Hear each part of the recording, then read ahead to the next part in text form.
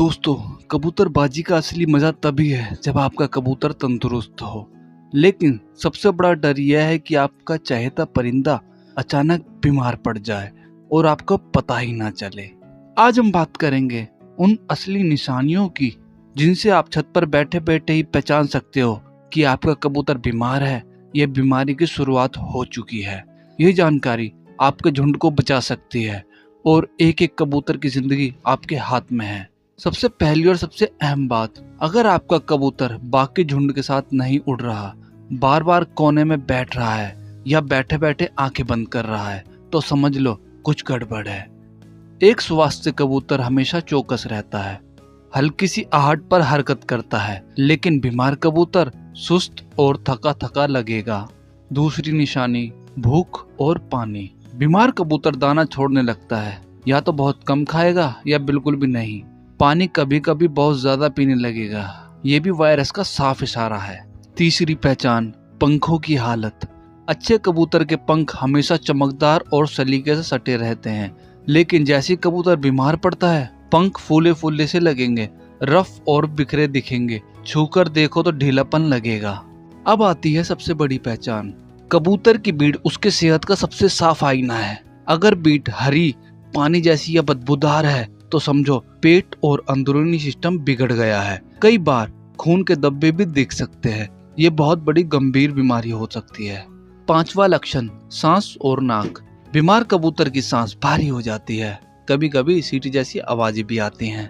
नाक से पानी, झाग या चिपचिपा द्रव निकलना भी आम है। आंख से पानी आना या आंख आधी बंद रखना, ये सब शुरुआती चेतावनी है।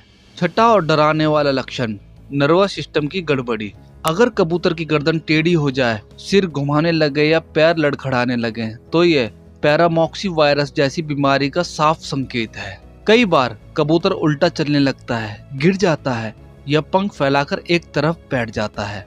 और सातवां, वजन और ताकत। हाथ में उठाकर देखो, अगर शरीर हल्का लगने लगे, छाती की हड्डी बाहर निकली हो, तो समझो कबूतर धीरे धीरे गल रहा है। दोस्तों, ये सब लक्षण छत पर ही नजर आ जाते हैं, बस आपकी नजर तेज होनी चाहिए। बीमार कबूतर अक्सर झुंड से अलग बैठता है, सूरज सेंकता है और दूसरों की तरह फुर्तीला नहीं होता। अगर आपको जरा भी शक हो, तुरंत उस कबूतर को बाकी कबूतरों से अलग कर दो।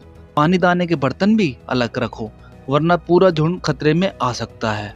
अब सवाल उठता है कि क्या करें। सबसे पहले छत पर घोंसले की सफाई रोजाना करो, पानी ताजा रखो, दाने को धोकर दो। नए कबूतर को लाने के बाद कम से कम 15 दिन क्वारंटीन रखो।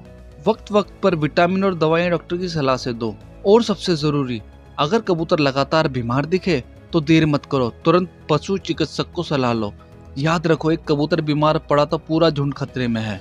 जल्दी पहचानिए उसकी असली दवा है। तो दोस्तों, आज आपने सीखा छत पर बैठे बैठे आप अपने कबूतर की बीमारी कैसे पकड़ सकते हो। ये छोटी छोटी बातें अगर आप रोज गौर करोगे तो ना सिर्फ अपने कबूतरों के बचा पाओगे, बल्कि उनके साथ साथ अपना शौक भी लंबे वक्त तक जिंदा रख पाओगे।